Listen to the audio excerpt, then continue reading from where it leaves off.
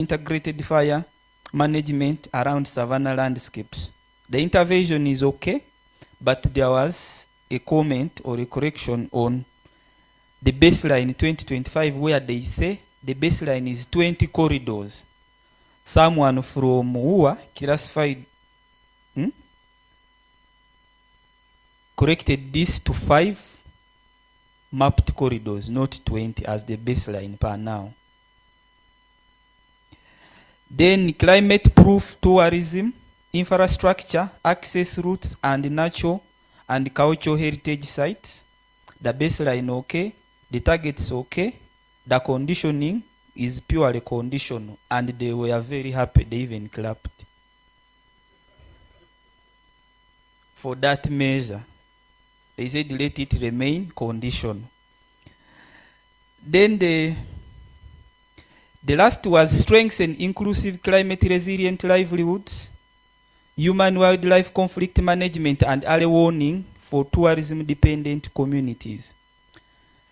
The measure is okay, the indicators are okay, but the target of 2030 was 500,000 revenue sharing projects. Someone from who were classified and said that target should be placed at 250 half.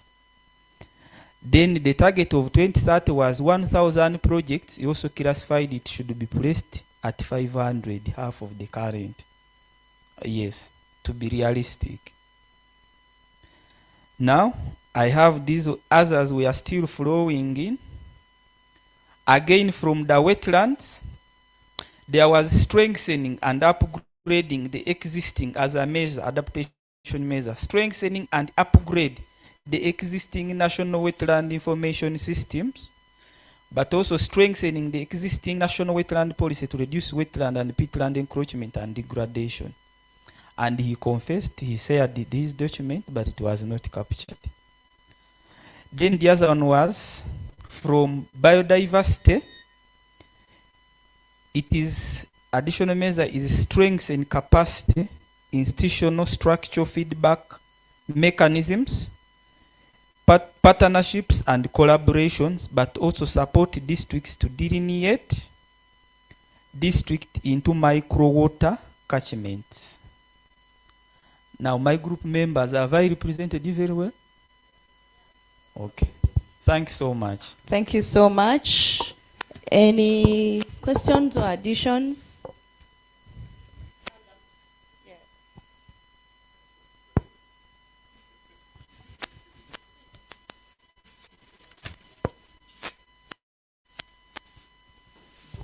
Thank you so much. Businge Daniel, my name, from Wetlands Department. The group was saying it is better wetlands to move with peatlands, because peatlands are mainly found in wetlands, other than peatlands moving with the lake shores. That is my addition from the presenter. Then we are talking of 55,100 hectares and 3,000 kilometers demarcated. This one will cross-check and then see if it is tallying with the existing information. Thank you. Thank you so much. It's from the wetlands. So whatever has been said, it's from the wetland. So thank you very much. I don't know which group is this, but the group on forestry ecosystems, biodiversity, and wetland. Yeah, I have liked the presentation that you have made, similar to the other group, but I noticed that some of the things you have from the book, I don't know how we are going to put input, because we want to correct them and send to Monapula, that part of the adaptation. We don't want to mix these things. The mitigation will go to Tapero, or the input, so that's the addresses.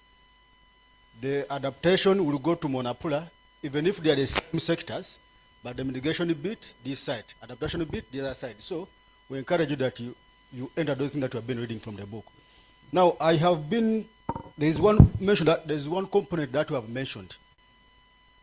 First and foremost, peatland and wetland, please also confirm that, so that it moves as one. Then you have said that implement Climate Change Act in NB SAPs. Is that is it one action or actions there? And how do you trace that indicator? Why don't you get those actions? What if there are thousands of them? We cannot commit to a document, isn't it?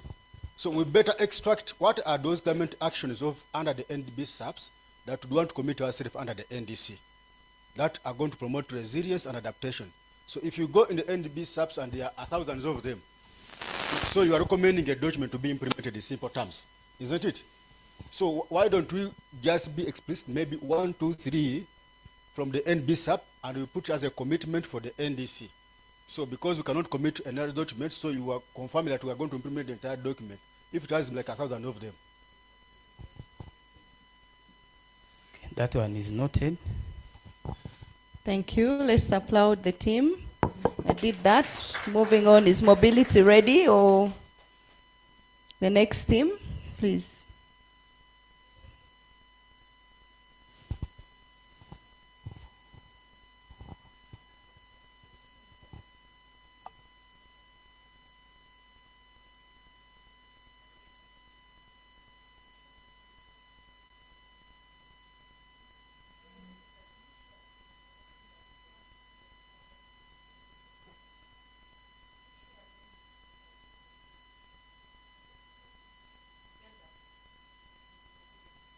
Yeah, kindly share your work to Scovia so that we can project. We shared it. I think everybody received an invite from Scovia. So let's have, as they do that, another group. Wash or, okay.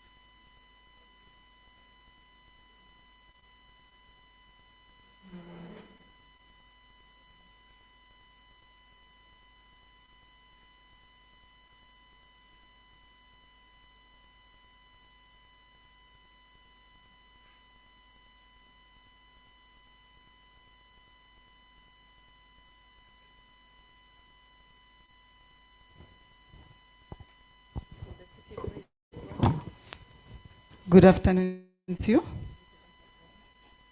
I know we are all already fatigued and must have eaten by now, but I will try to be very fast. Just the highlights, Asha. Highlights. Yeah, the work we were given, I was saying, needed me to take a week to come up with real serious comments. But we tried.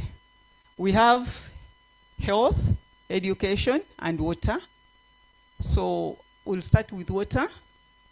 The first objective, the first priority, priority adaptation measure, we improved it to read increased access to reliable, climate resilient, rural and urban water services. Instead of systems, So services, and then The indicators in the second column, percentage of water systems meeting climate resilience standards, percentage of functional systems during and after climate shocks, average service interruption during floods and drought events. The second measure was on expanding inclusive sanitation and climate resilient sanitation and hygiene services in households, schools, healthcare facilities, public places, and informal settlements. And we edited the indicator to read proportion of households, schools, and the rest as indicated in the first column, using safely managed climate resilient sanitation services, the rate of open defecation, and then we also changed the proportion of the population using with access to hand washing facilities and also practicing hand washing with soap. Then somewhere there was something to do there. The ones highlighted yellow, they are, in our view, they were not clear. They need more clarification. They need to be rephrased because they don't make sense as they stand. And then the green was the first version that I later changed. The third was talking about proportion of households, schools, healthcare facilities, and public places using safely managed climate resilient sanitation services. I think I've read that one, sorry.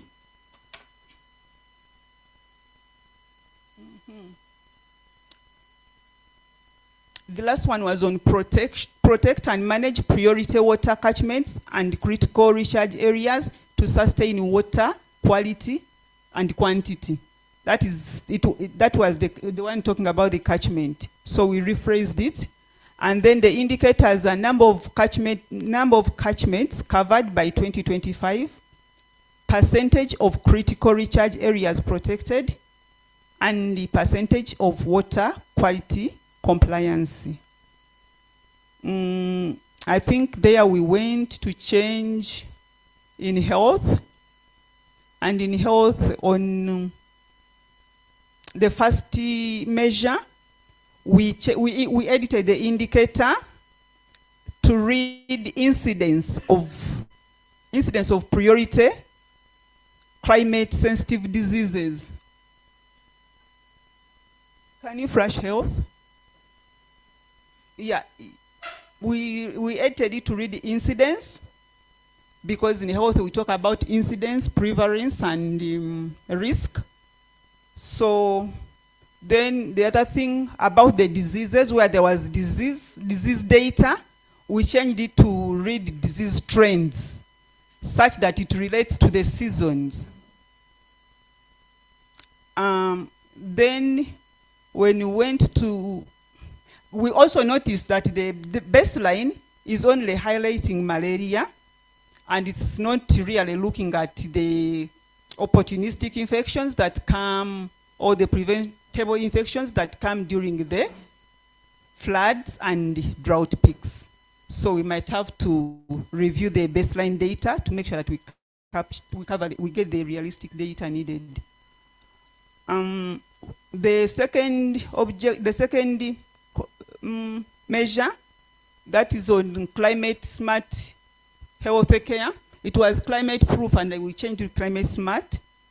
And then when we come to the second column, we said somewhere we changed to percentage of healthcare facilities with continuity of critical supplies and utilities during hazards. Then the other measures were smart, and then we're just cleaning the targets or indicators, but then there is that continuity as I already indicated. Then maybe we go to education.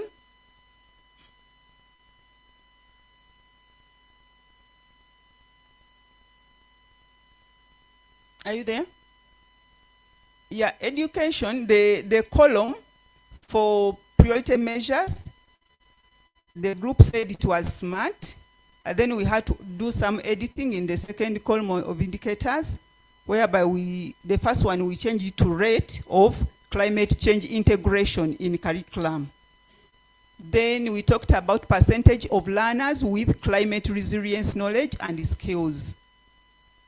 Then I don't know whether that percentage has to be desegregated. This one in yellow was not clear. And then where there is the second one is the pupil classroom ratio. And then I think that one is not clear, but we want to emphasize the number of high-risk schools accessible accessible by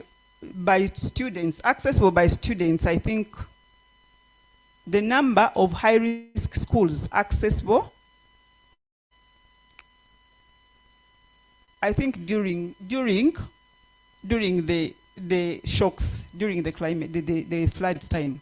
This one still has to change. Then the other one is, here we remove the outcome disaggregated by sex and data, and the age and disability. And then last we said percentage of integration of local knowledge systems. Yeah, I think that is it. Most of the edits are there, and I think we can reflect and edit and accept or reject accordingly. Thank you. Well done, the WASH team. Let's give them applause, please. Any additions or questions? Nothing. Thank you so much, Asha. Let's welcome agriculture.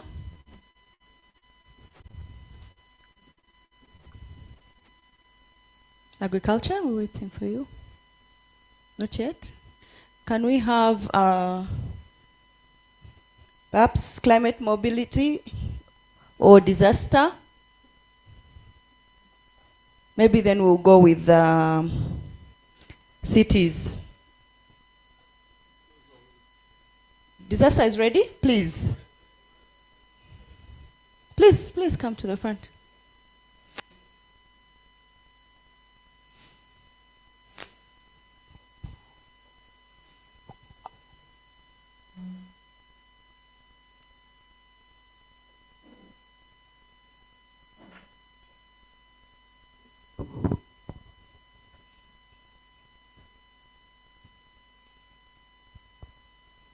Good afternoon.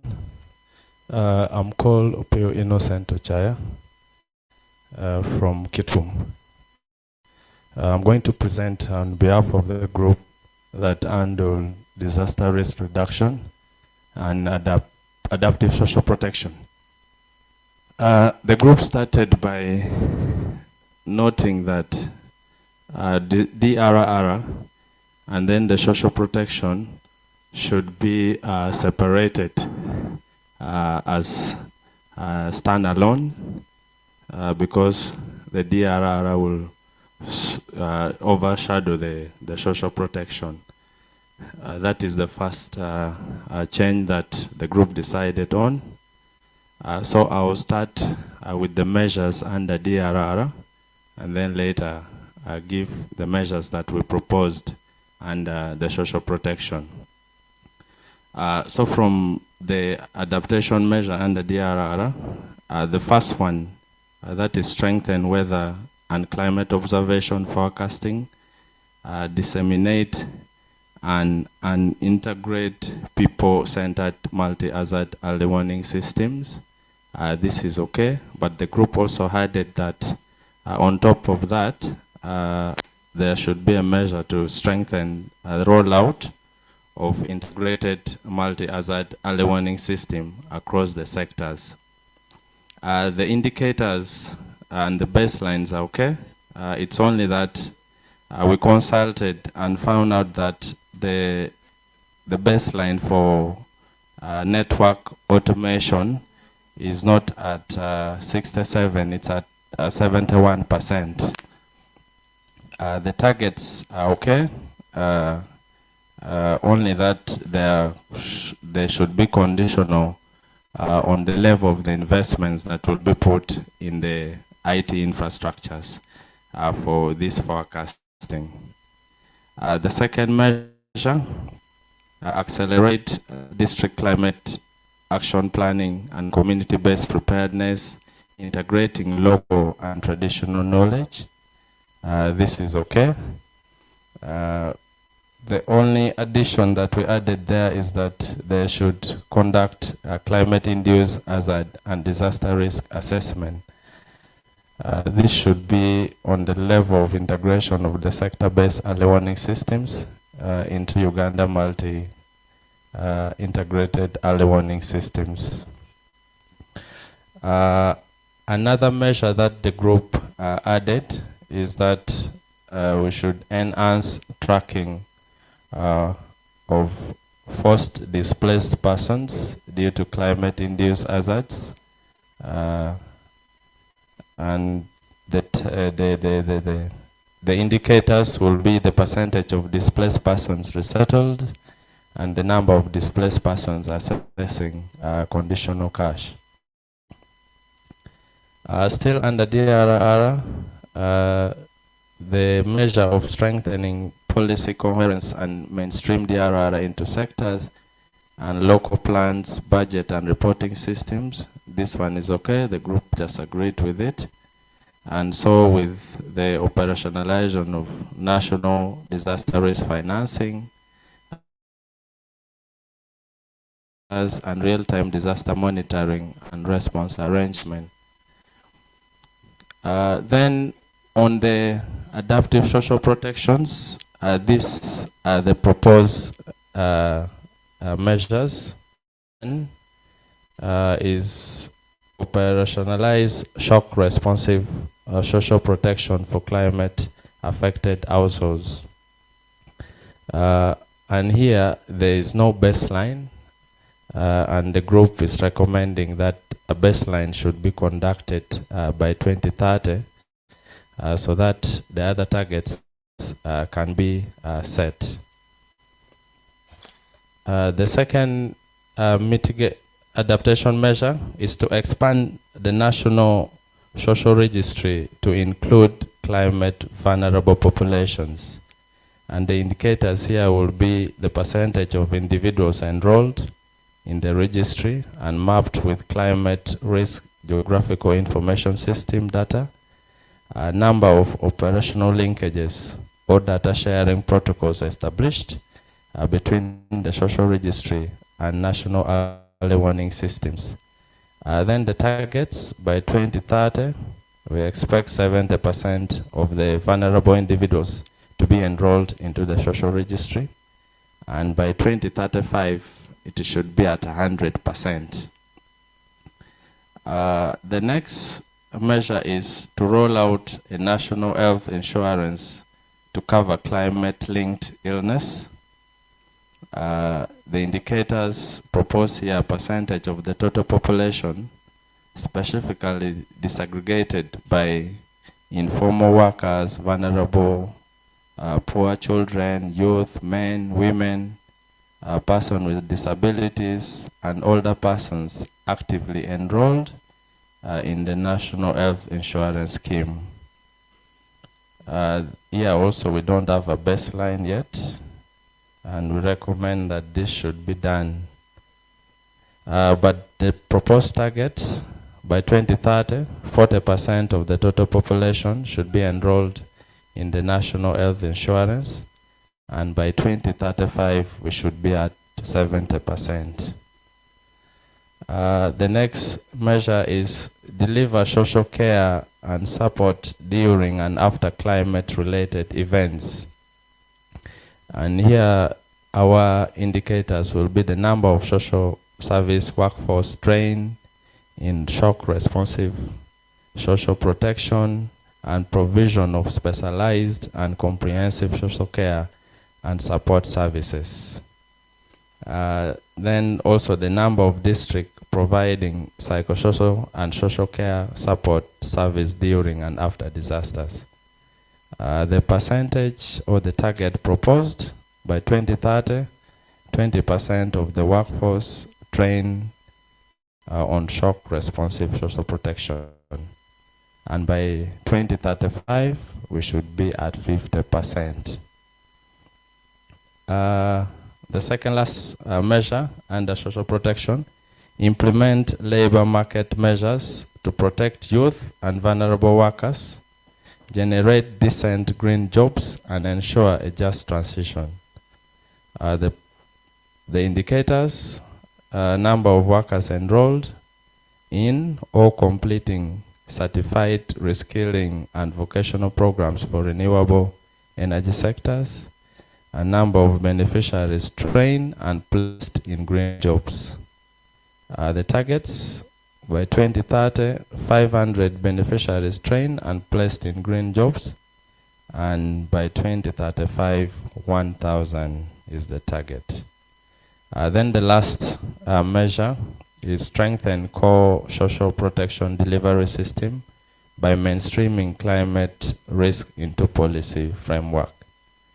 The indicator climate risk integrated in the revision of the National Social Protection Policy and Social Protection Program to enable vertical and horizontal expansion during shocks. The target, by 2030, all social protection policies and programs integrate climate risk, and that's the same with also 2035. Thank you.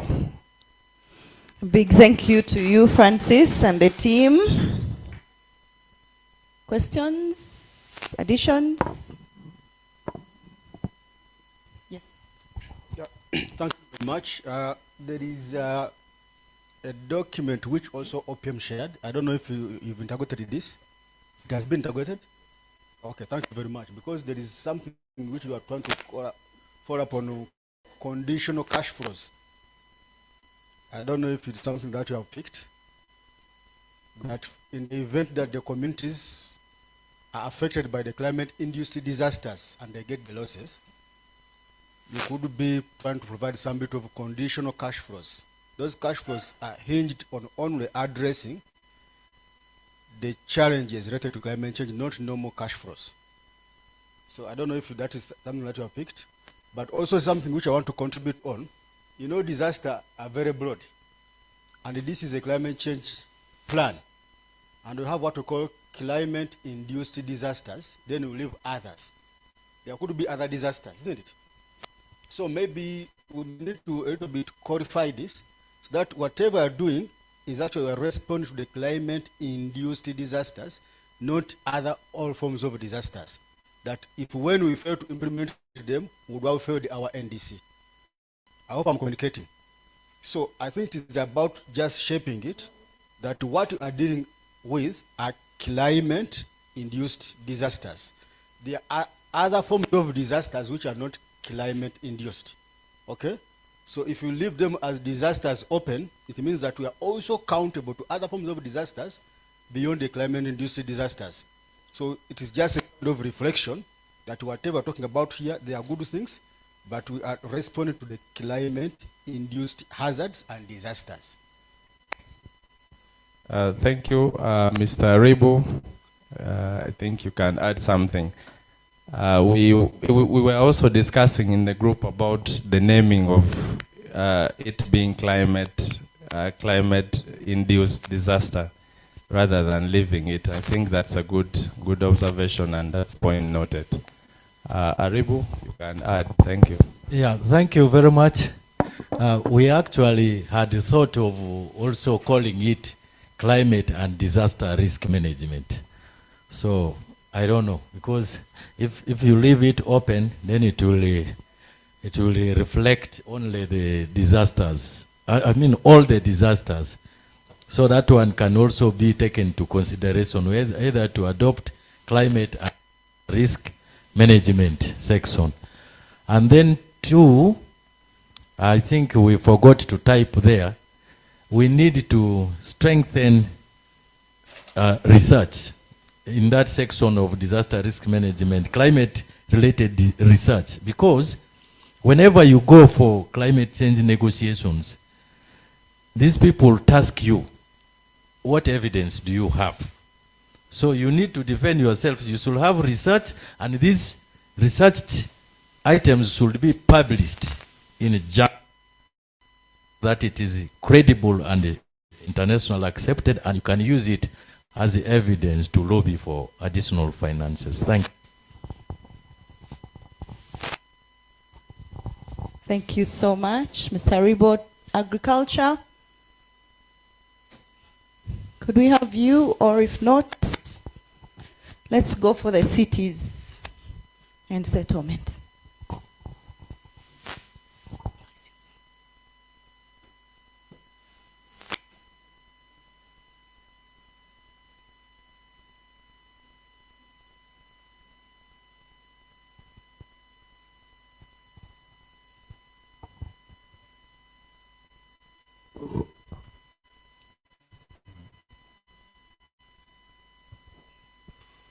Agriculture is organizing the next session after here, so they'll come last, if you can relate. From the cities, settlements, and infrastructure, you want to... I'm representing the team, once again, Dan, and we appreciate from the point is that we appreciate work done, but equally note that number one priority area is integrate climate risk into statutory urban plans, climate action plans, hazard maps, and disaster risk management strategies. It's a good take. And the baseline, or in the indicator, proportion of cities with climate responsive physical, we are adding development plans and climate actions. Also cities and municipalities with hazard maps, participation and influence, disaggregated sex, age, disability, settlement type, baseline 2025. So again, perhaps what we are looking at is, would look at cities and urban councils, so that it's all inclusive, because a number of territories, for example, in Eastern Uganda, there are urban councils or town councils, not necessarily municipalities, and a lot happens. And actually, in Eastern Uganda, in particular the Elgon region, needs to mainstream, or has to mainstream, all these to ensure that they are climate smart, or they mainstream this into their settlements. Okay, as we get there, the baseline is 54% have climate responsive physical development plans, and 9 have climate action plans, 9%, including hazard map coverage, which is limited. The target with our input is that we are looking at 60% having climate responsive physical development plans. That's the inclusion, like I've said.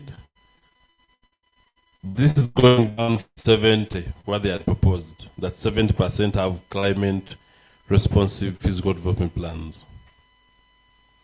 The proposal was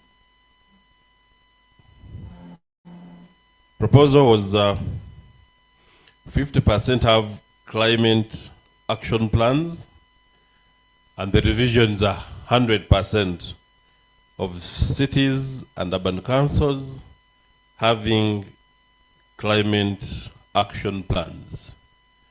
We've developed this capacity over time, and every territory which was declared a planning area or a planned area according to the National Physical Planning Act made in 2020 should be having a climate action plan.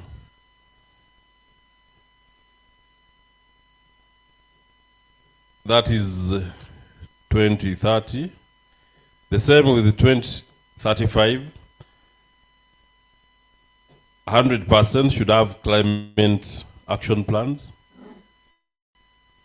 50% having operational hazard maps and plans, and 80% having climate responsive physical development plans. Perhaps as a line of information, the hazard maps. Most of you have looked at the wetland atlases. Some have looked at areas which are prone to volcanic activities. Others have looked at the drainage master plans or flood prone areas. So these are what we're asking that cities and urban councils, in line with the settlements and infrastructure, should have these hazard plans operational, so that our infrastructure is protected from any of these hazards if they're to strike. Now, the second one, upgrade informal settlements and expand access to climate resilient, low-cost housing and basic services. This took half of our time, because we realized that we do not, or we are not intentional to reduce or to put in place housing and basic services which are low cost. All what we have by the state players and for property developers is for middle class and high-end users. So with this, the indicator is the proportion of settlements, upgrading programs, including adaptation and sustained local engagement, urban population in informal settlements, housing and services, meeting universal access and safety standards. The baseline is that as per 2025, 60% of urban dwellers live in slums or in informal settlements. So we are saying, let's have a critical thought through or thinking or take on this, because, for example, the National Housing Policy of 2016 and the programs under the National Housing and Construction Corporation, the facilities are not for low-cost housing and basic services. If you note, the products there are above 100 million Uganda shillings. Others go up to 1 billion. And the wananchi who's looking for low-cost housing, who has never held 50 million or something close to that, cannot run a mortgage of that nature.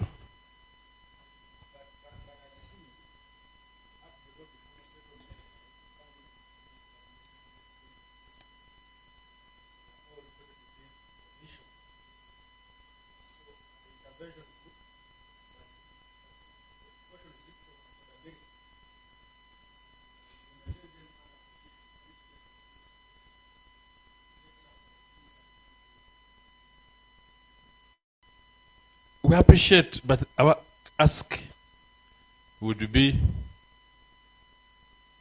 how intentional are we that when it lands here, it will be low cost? Because in the packaging, even for national programs, it is labeled, yes, it will be low cost, but the actual implementation and realization. Yes, committee members, okay. See, you see, if we take it as a national priority, we cannot just say it's 100% conditional. Okay? And besides, we know our existing environment. When it comes to the issue to low-cost housing, take into account the system. Okay? Tell me which city authority at the moment has got even one acre of land already gazetted to establish a locals housing for wananchi, so that even the conditional support will get an enabling ground. Already the environment is enabling for us to have that investment. Okay? I think critically to emphasize is the land tenure system.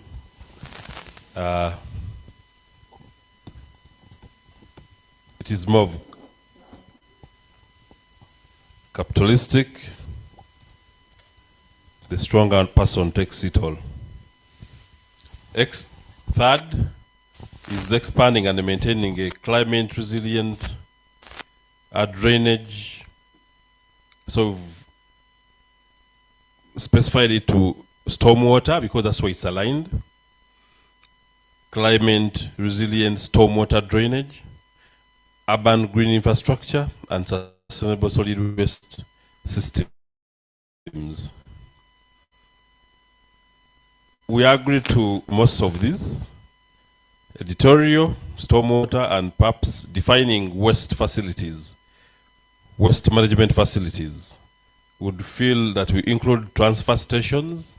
When you segregate or separate, you need transfer stations to ensure that these are accumulated at a point so that at industrial uptake or for economics, these segregated portions are taken to respective areas of management, including treatment facilities, if it's organic proportion for composting and digestion, incineration for such fractions, and recycling for the plastic, which is inorganic. Critically to emphasize stormwater and perhaps give a justification that all these can work out if or taking into consideration because they are drivers at the moment. There's the Greater Kampala Metropolitan Area Urban Development Program. Roads and drainage channels are being upgraded, constructed, upgraded in the entire Greater Kampala Metropolitan Area. Just from Usumid to Uchumid, the Uganda cities and municipalities infrastructure development is ongoing, and it's purely infrastructure, majorly, roads with drainage channels. So all in all, we believe that actually the 100 kilometers of drainage is more of a safer target. We know we shall achieve this and more, but also taking note that some of these urban councils already have ordinances speaking to green spaces. For example, Akiso has one. So we shall achieve, or we agree with this target and know that it will be achieved. West, so far, they note the 10 facilities and the target is to have 23. I note that where we are in Masaka and the program with the UNDP, there are plans for enriching the ordinance and also establishing a waste management facility. So, again, justification. Number 3, I note that the aromas for our next session are starting to get up. I'll just say, implementation of climate resilient and disability accessible building codes, regulation and infrastructure. We didn't have a baseline, but we've pointed to the team where this can be gotten. The Equal Opportunities Commission, they've got the issue compliance certificates, so they have data on this. Ministry of Gender, Labor and Social Development, they've got a specialized unit handling occupancy permits, handling almost all the buildings as occupational areas. Ministry of Works, Transport, and the National Building Review Board, they are the lead enforcers of the National Building Act and its attendant regulations. So information can be available, and from there we shall be able to comment on the target set if you have the right baseline. Lastly, strengthen inclusive urban early warning, livelihood resilience, risk financing, and shock responsive social protection. Equally, we do not have a baseline, but we know the Office of the Prime Minister has an department dedicated for this. Ministry of Water and Environment, Meteorology and other units support this. Ministry of Works and Transport. We know our infrastructure has been affected by this all this time. So the Environment Unit and Planning Unit of Ministry of Works has this data. But also to take note, for us to achieve this, we need active or functional, operational, disaster responsive management committees in the respective entities, the cities, or it can be a regional committee or even at national level. Thank you. This is what we are able to guide on.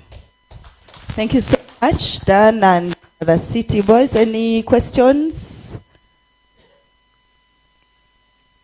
I think that is very clear. Thank you for your submission. Let's get agriculture. So just highlights, considering they're giving us time in the document, so just for us to know what the additions are. Thank you.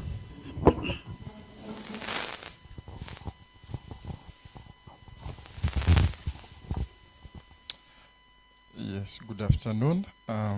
Njalila Kasim Rashid is my name.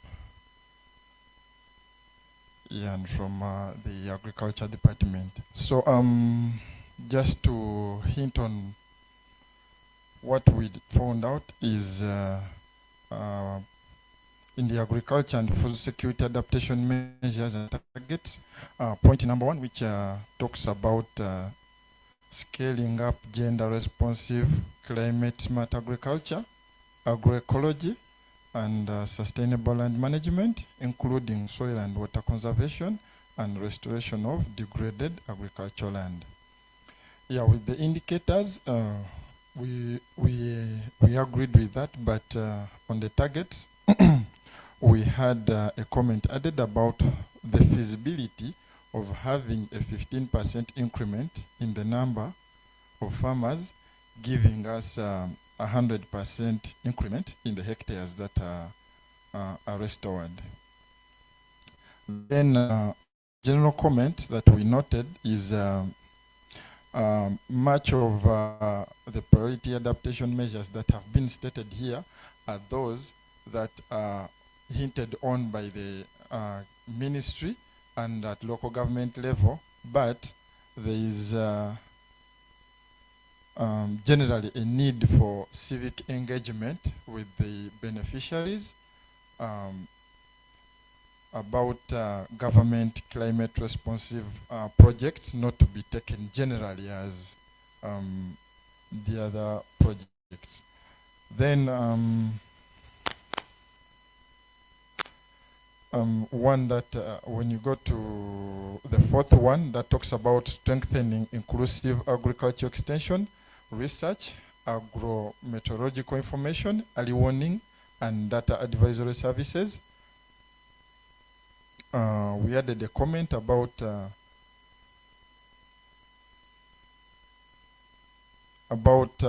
type of research, and that is an indicator as the number of research papers that are published from the respective area, the innovations and proof of concepts that are developed and are ready to be piloted.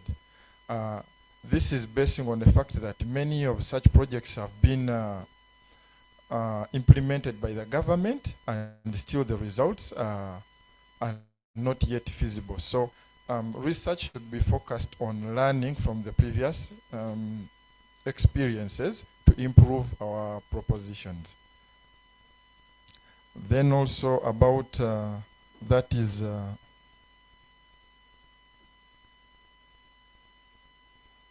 3rd, about promoting climate resilient crop and livestock production through tolerant varieties, adaptive breeds, and improved pastures, fodder systems, and household data diversity. We were okay with the indicators and the baselines, but on the targets, we added a comment about being careful with the closed loop varieties, where if we continue giving improved varieties of crops, we shall continue giving, because most of these do not have ability to be replanted. So meaning we are creating a loop that will be unending. Then about the fisheries, priority measure number 1, about restoring riparian buffers and wetlands, and delineating, gazetting, and protecting fish breeding areas through inclusive co-management. We noted in the indicators, the document had used beach management units, and we wanted to highlight that these have been now renamed to landing site management committees that are operational at the moment.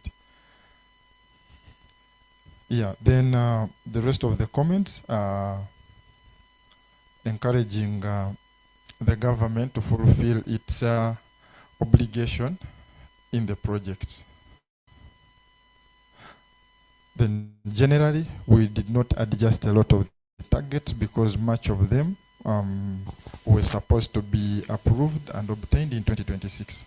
And I think this would be best done by the Ministry of Agriculture, Animal Industries and Fisheries. Thank you. Thank you so much. Any questions, additions from the group?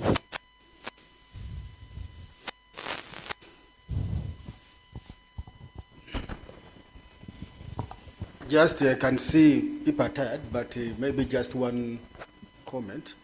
Government has invested a lot and is still investing a lot in irrigation. But when I look at this priority here of expanding climate resilient irrigation, the whole of it is said it is conditional. Okay?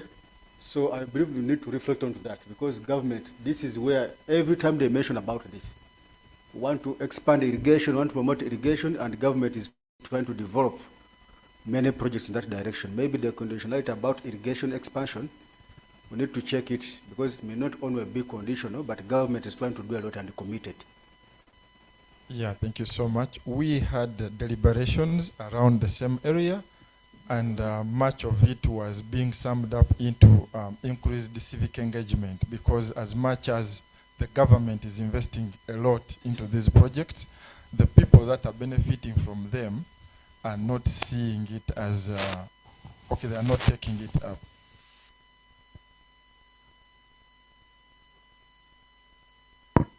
Thank you. Thank you so much. Let's have the last group. Climate mobility. The floor is yours.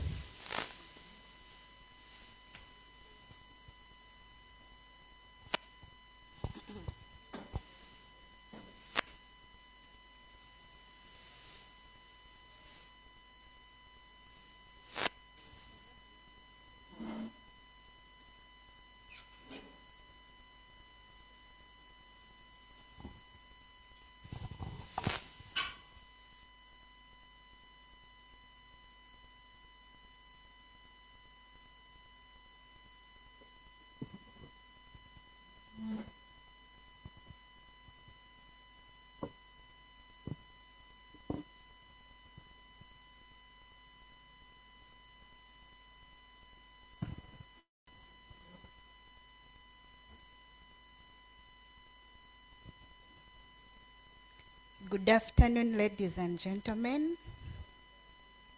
Brenda Nasasra is my name. I'm an engineer with Ministry of Water and Environment, and I support refugee response in the ministry. My group, we looked at climate mobility, and I'm going to take us through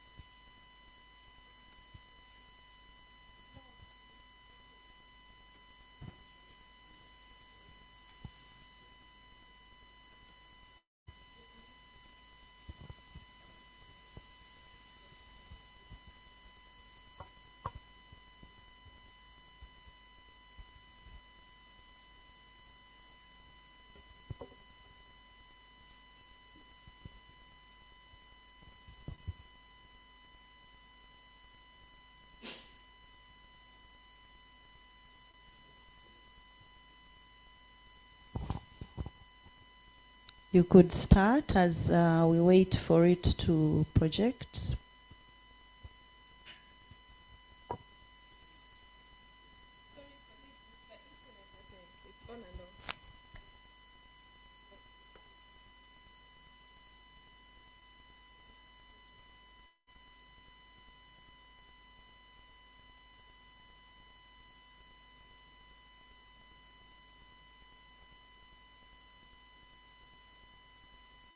So I and my team, we looked at climate-related migration, displacement, and refugee hosting dynamics, how these are managed through right-based, anticipatory, and people-positive adaptation.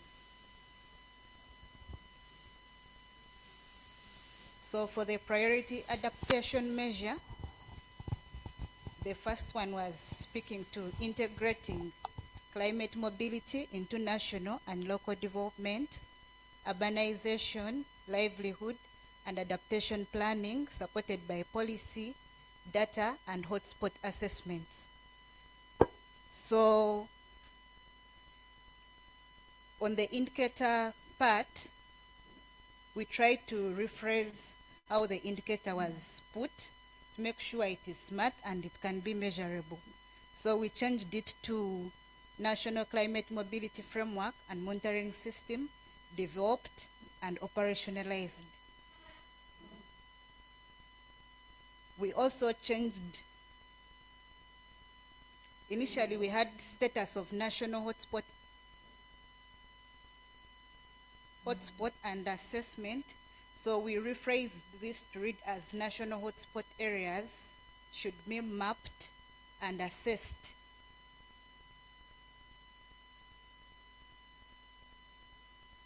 Then also on the indicators for this priority adaptation, we have proportion of high-risk districts integrating mobility, data disaggregated by sex, gender, disability, and migration status. So here we put a comment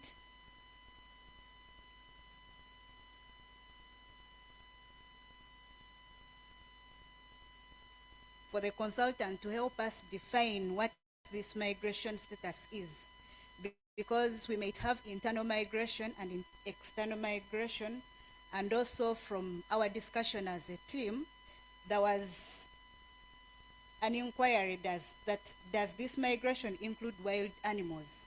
Because from the side of Karamoja, there are animals that move because of climate-related issues, maybe the dry pasture and whatnot, so animals be crossing from one area to another. So that does this information also integrate in wild animals that move because of climate-related issues?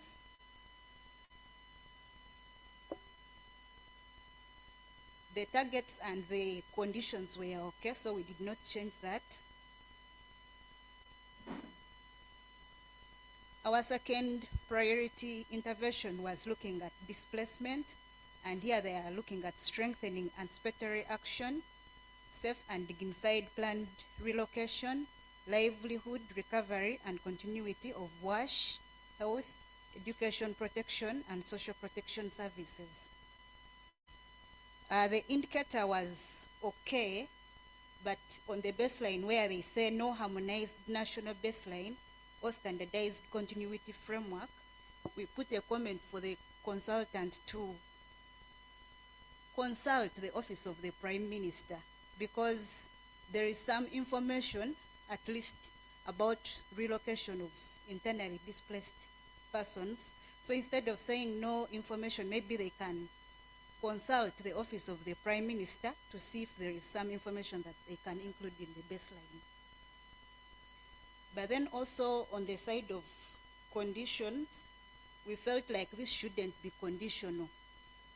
So we proposed to have adoption of the national safeguards, planned relocation guidance and service continuity framework done domestically, and then the implementation of these social safeguards and relocation to be to source financing internationally.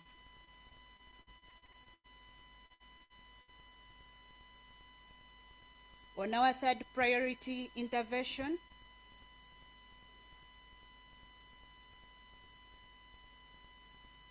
refugees and host communities strengthen climate resilience in receiving areas and refugee hosting districts and develop cooperation. So we added the word agreements with UNHCR, neighboring countries, and regional institutions. Instead of just developing cooperation, we felt like it wasn't clear, so we added that. The indicators, the targets, and the conditions, we felt like they were good enough. Thank you. This is from our team. Thank you so much. Thank you. Any questions, additions from the team?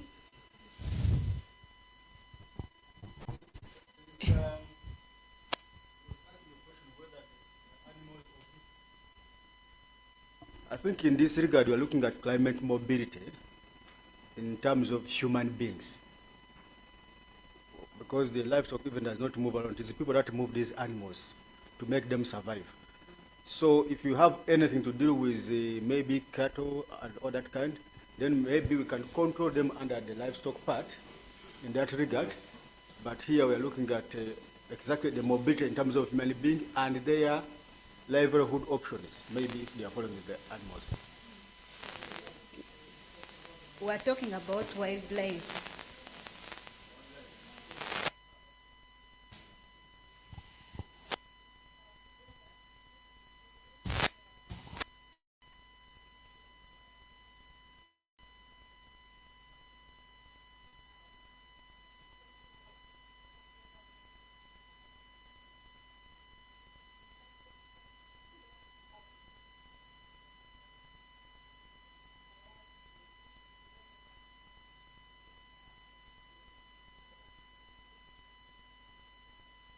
Don't have a lot of time for to go and dig. We might share a lot of documents.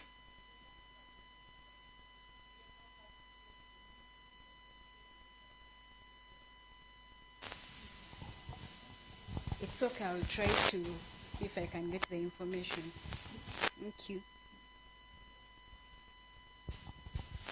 Thank you so much. Climate mobility. We have come to the close. Thank you. We've come to the close.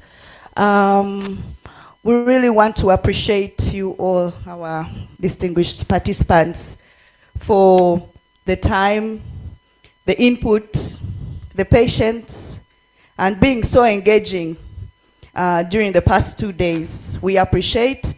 We see that we've gone over the times and the agenda, but this is because it is important for us to contribute towards our NDC, because the actions are actually going to be taken place in the districts. Yeah, so I would like to invite UNDP team to give us some administrative announcements. Then.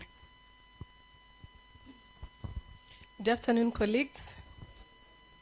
Yeah, my name is Grace. I'm sure everyone now knows me. Just to inform you, the money is not coming through today, unfortunately, and I'm very sorry about that. It will come through during the course of next week. We will try our best so that you can receive it during the course of next week.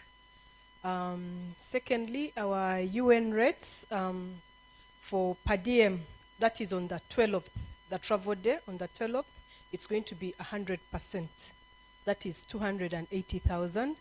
Then the subsequent 2 days, it's going to be 256,000. We have to deduct the lunch we provide. Then for the transport, it's going to be per bus fare, not mileage, bus fare. Apart from a few pre-approved colleagues, just a few, like 3 people who got prior authorization to come with driver and vehicle, there the mileage will be compensated. Thank you. Any questions? All right, thank you. No, it is your personal facilitation. It's part of the process. Thank you so much, UNDP, for the support. Let's give ourselves a round of applause on my behalf to you. Let me hand over to Commissioner for our closing remarks. Thank you. Thank you very much. I'm not going to waste a lot of your time. We have discussed. Just provide. Yesterday, Robert did presented the roadmap. We are still going to stick on that roadmap. By September, this should be out of our way, at least on the technical bit. And we'll leave it for political what? Approval, endorsement, and submission. So we are still sticking to that deadline of September. Next, there will be a national validation where we shall select some of you to come and participate. Not all of you, in the national validation, which is planned about second week or first week of September. We shall select some of you to come and participate. Then number 3, I want you to project that thing.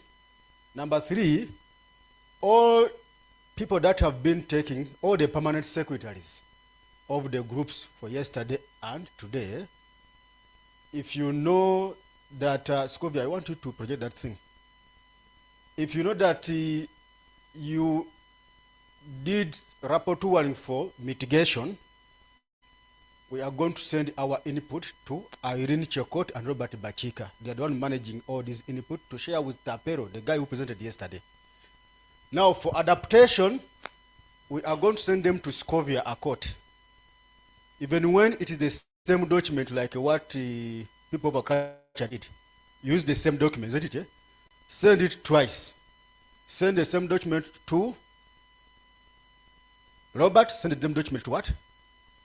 To Scovia. Now Scovia, when Scovia shared it with the team, she will send that one of what? To the adaptation team, then they take care of that what is coming out. Next is that there are certain business which have not concluded in this meeting because we need a national level affirmation, isn't it? Like in the energy, transport, isn't it? So we are going to follow up to see that we do that bit of alignment. Number 3, not all what we have proposed is going to be taken on, and not all what we have proposed is not going to be taken on, isn't it? So we would want the consultant to see how are these things being captured in the NDC. Because some of them can be merged, can be consolidated so that we don't have a bigger document. The issue is that it is a strategic document. But if I'm looking for this input, where do I find it? That is the most important bit, isn't it? So that's why I said that not all what you have given is going to be taken on the way I've given it, but it has to be demonstrated where is it. And not all what you have given is not going to be taken on. They have to be taken on. So where is this input in this document will be the most important thing. Because we shall want to avoid the redundancy of repeating certain things. So that will also be very important. Then I think, lastly, I would want to confirm to the consultants who are online that we are closing the meeting. People here have not yet eaten lunch, but we appreciate the input that you have provided so far because they have been also trying to bring that international experience. And then the team here is eager to see us moving. So allow me to thank UNDP for the financial support and technical support, the NDC partnerships for the financial mobilization in implementation and formulation of what? The NDCs, Emiri, WWF, among others, that you have done a wonderful job to ensure that you continue supporting government of Uganda. So, this document, once it is finalized, those of you who have not done the District Climate Change Action Plan, when you read the law says that when you do a District Climate Change Action Plan or a local climate change action plan, has to be aligned to the National Climate Action Plan. So it is this document we're talking about, NDC. So you just need to take care of that. And then there is one important element which I wanted to emphasize in this meeting, that in this NDC, you have not mentioned it, I only saw it in the urban, in the cities, that we are going to put that we are committing ourselves to develop local climate change action plans, including districts. That one I'm assured, because it is the only way we can again attract financial resources for those who want to support us to implement. So allow me to be reisect, and I take that action in this NDC. Because apparently speaking, we only have 4 district local governments. The rest are willing, but they are not seeing financial resources, isn't it? So if you put it as part of NDC, there is a possibility of attracting partners to support in strengthening mitigation and adaptation, local climate change financing and planning. So I'll carry this by myself and see how do we present this. So yesterday, Madam Rebecca asked a question. Madam Savagaz, I don't know where she is. She left. The question asked, what about reporting? Now, I think at this level, we know what about reporting. NDC is a sectoral-wide documentation, and we don't expect all those reports to come to the climate change department from the local governments. What we expect is that we report through our line ministries. That's what it is. We report through our line ministries. The district's production will go to the production ministry, isn't it? About livestock, about crops. Now, from Ministry of Agriculture is when we pick this information. Okay? If it's about energy, then it goes to energy. So what we are doing right now, we are developing the regulation for lead agencies reporting. That regulation is coming. The only challenge with that regulation, which is almost 90% complete, is that we are trying to find out how are we going to compel government agencies to report by force. We are still thinking about that because there are many regulations which we don't implement because of government agents. But there is already a regulation for lead agencies reporting, and in that regulation, we are also developing templates for reporting. So this, if the template is given to a certain ministry, it means that the data which is expected from that ministry will trickle down. So that is collected from what? From the district local governments. I also wanted to answer that today, having gone through this exercise. That's why you see these are all sectors. So we cannot keep picking from all. Even from POW. POW will send to Ministry of Energy, isn't it? Now we pick from the Ministry of Energy all related intervention and implementation and data regarding energy for the entire country. So this is how we shall be doing this kind of reporting. So we just need to strengthen that bit of reporting to avoid a majority, but also to avoid double counting. Because you send here, you send the other side, you send the other side.